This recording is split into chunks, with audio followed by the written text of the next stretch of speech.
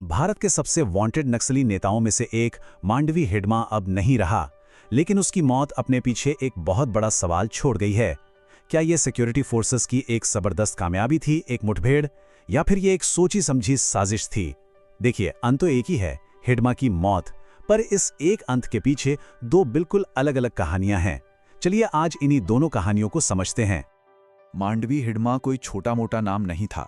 अंदाजा इसी बात से लगा लीजिए कि उसके सिर पर 1,60,00,000 रुपए का इनाम था। अब यह रकम ही अपने आप में बताती है कि वो सिक्योरिटी फोर्सेस के लिए कितना बड़ा, कितना अहम निशाना था। जरा सोचिए उस माहौल के बारे में। घना जंगल, रात के 2 बज रहे हैं, चारों तरफ घना सन्नाटा, इतना कि एक पत्ता भी गिरे तो आवाज आए। बस इसी खामोशी के बीच उसकी जिंदगी की आखिरी रात की घेराबंदी शुरू हो चुकी थी। तो आखिर ये मांडवी हिडमा था कौन? क्यों उसका इतना खौफ था? वो सिर्फ एक नक्सली कमांडर नहीं था, बल्कि एक लेजेंड बन चुका था। जंगल वॉरफेयर का ऐसा माहिर जिसे सालों से कोई पकड़ नहीं पाया था। उसका नाम सुनते ही सिक्योरिटी फोर्सेस के कान खड़े हो जाते थे। देखिए, ये सिर्फ बातें नहीं थीं। हिडमा का नाम 40 से ज्यादा बड़े हमलों से जुड़ा था। उस पर 300 से ज्यादा लोगों की मौत का इल्जाम था। ये आंकड़े ही बताते हैं कि उसे खत्म करना सिक्योरिटी फोर्सेस के लिए सिर्फ एक मिशन नहीं, बल्कि उनकी सबसे बड़ी प्रायोरिटी क्यों बन चुका था। तो कहानी नंबर 1, पुलिस ऑपरेशन।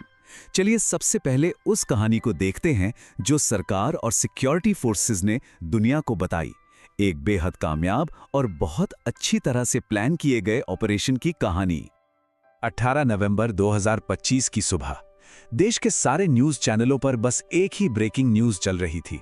देश का सबसे खूंखार नक्सली हिडमा मारा गया। और उस वक्त के लिए यही एक लौती सच्चाई थी जिस पर किसी को कोई शक नहीं था। ऑफिशियल कहानी के हिसाब से यह ऑपरेशन बिल्कुल किसी एक्शन फिल्म जैसा था। इसकी शुरुआत हुई एक खुफिया जानकारी से। इसके बाद 34 घंटों तक हिडमा की लाइव शैडो ट्रैकिंग हुई, मतलब उसके हर एक कदम पर नजर रखी जा रही थी। और आखिर में उसे 3 लेयर की घेराबंदी में फंसा लिया गया, एक ऐसा जाल जिससे बच निकलना नामुमकिन था। इस ऑपरेशन का क्लाइमैक्स भी उतना ही नाटकीय था।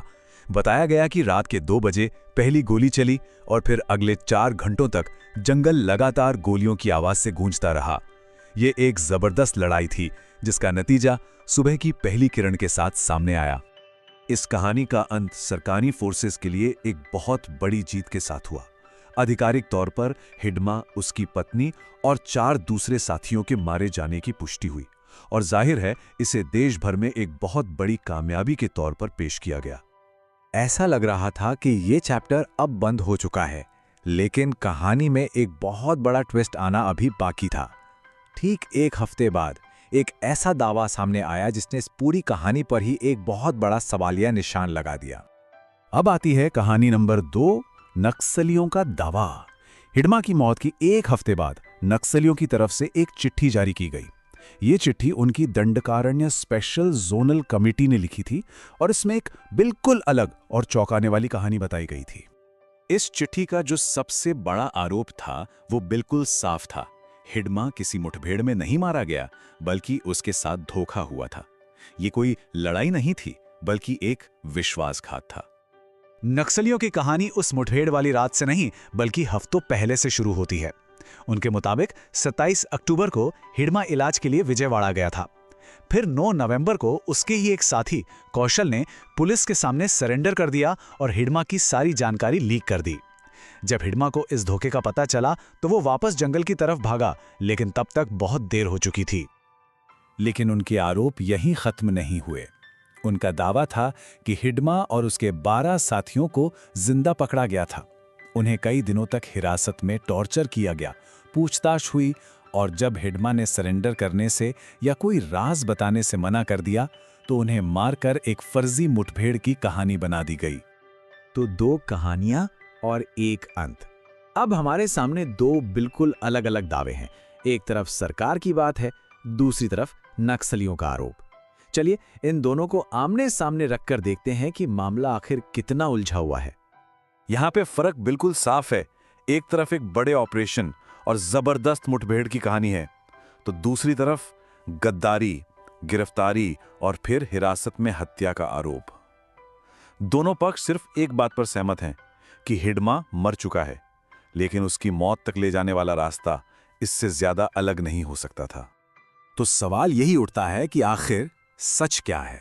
क्या ये एक मुठभेड़ थी या एक साजिश? हमारे सामने दो दावे हैं और दोनों ही अपने अपने नजरिए से ऑफिशियल हैं, और ये हमें एक बहुत ही गहरे और परेशान करने वाले सवाल पर लाकर छोड़ देता है। तो आखिर हिडमा का अंत हुआ कैसे?